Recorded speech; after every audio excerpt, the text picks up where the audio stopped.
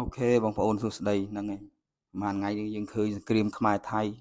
បានកើតឡើងឥឡូវកំពុងតែកើតឡើងបន្តទៀតហ្នឹងកំពុងតែធ្វើសង្គ្រាមមួយគ្នាហ្នឹងហើយ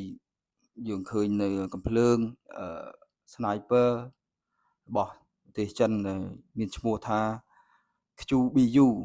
ដែលកងទ័ពនៃប្រទេសកម្ពុជាយើងបានប្រើដើម្បីធ្វើសង្គ្រាមជាមួយនឹងស្រុកសៀមប្រទេសសៀមប្រហែលថ្ងៃហ្នឹងកំពុងតែធ្វើសង្គ្រាមមួយគ្នាហ្នឹងឥឡូវនេះខ្ញុំសូមចូលមករៀបរាប់អំពីសមត្ថភាពរបស់ QBU-10 គឺជាកាំភ្លើងបាញ់ស៊ីបធុនធ្ងន់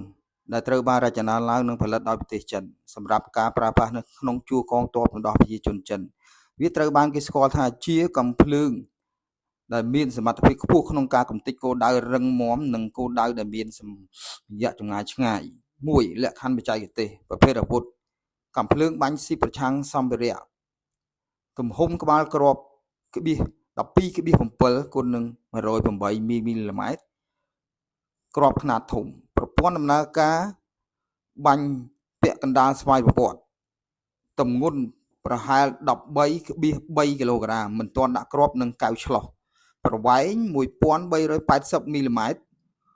បង់គ្រាប់អាចដាក់បាន5គ្រាប់ចម្ងាយបាញ់មានប្រសិទ្ធភាព 1000 ម៉ែត្រសម្រាប់គោលដៅមនុស្ស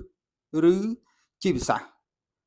ចម្ងាយ 1500 ម៉ែត្រសម្រាប់គោលដៅសម្ភារៈដូចជាឡានរថក្រោះធុនស្រាលឬរ៉ាដា2ចំណុចពិសេសប្រព័ន្ធកែវឆ្លុះទំនើប BQ10 ភ្ជាប់ជាមួយនឹងកែវឆ្លុះអេឡិចត្រូនិកដែលមានសមត្ថភាពវាស់ចម្ងាយដោយ laser និងមានប្រព័ន្ធមើលពេលយប់ night version កាត់បន្ថយកម្លាំងរុញច្រានដោយសារវាប្រើប្រាស់គ្រាប់ធំវាក៏មានរចនាក្បាលកាំភ្លើងយ៉ាងពិសេសនិងមានទ្រនាប់ស្មើដែលយឹតដើម្បីជួយកាត់បន្ថយកម្លាំងរុញច្រានមកក្រោយពេលបាញ់ភាពត្រឹមត្រូវរបស់វាគេរចនាឡើងដើម្បីបាញ់ទម្លុះរថពាសដែកស្រាលសម្បកកង់ឡានយន្តហោះដែលចតលើដីនិងឧបករណ៍អេឡិចត្រូនិករបស់សត្រូវ3ការប្រើប្រាស់កាំភ្លើងនេះត្រូវបានដាក់ឲ្យប្រើប្រាស់ជាផ្លូវការនៅប្រហែលជាឆ្នាំ2011ហើយវាត្រូវបានប្រើប្រាស់ដោយកងកម្លាំងពិសេសនិងកងទ័ពថ្មើរជើងរបស់ប្រទេសចិនដើម្បីបង្កើនសមត្ថភាពបាញ់ពីចម្ងាយឲ្យបានឆ្ងាយជាងកាំភ្លើង sniper ធម្មតាដូចជា QBU 88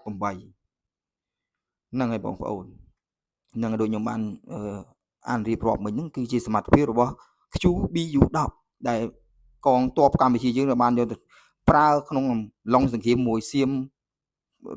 ប្រហែលថ្ងៃនេះហើយឥឡូវនេះកំពុងក៏មានសង្គ្រាមដែរអញ្ចឹងខ្ញុំសង្ឃឹមថាកងទ័ពខ្មែរយើងនឹងប្រើវាបានល្អឥតខ្ចោះនឹងផលប្រយោជន៍ឲ្យប្រទេសខ្មែរយើងដើម្បីធ្វើសង្គ្រាមដើម្បីទប់ទល់ការឈ្លានពានរបស់សៀមទៅលើប្រទេសកម្ពុជាយើងដោយជោគជ័យហើយបងកងទ័ពយើងនឹងក៏មានសមត្ថភាពខ្លាំងណាស់បាញ់ sniper នឹងកាភ្លើង QB10 ហ្នឹងគឺខ្លាំងមែនតើមើលទៅជំនាញបាញ់ត្រង់ល្អណាស់ហ្នឹងបងប្អូនសូមអរគុណច្រើនបងប្អូនសូមជួយ Subscribe ឲ្យខ្ញុំផងអរគុណច្រើនបងប្អូន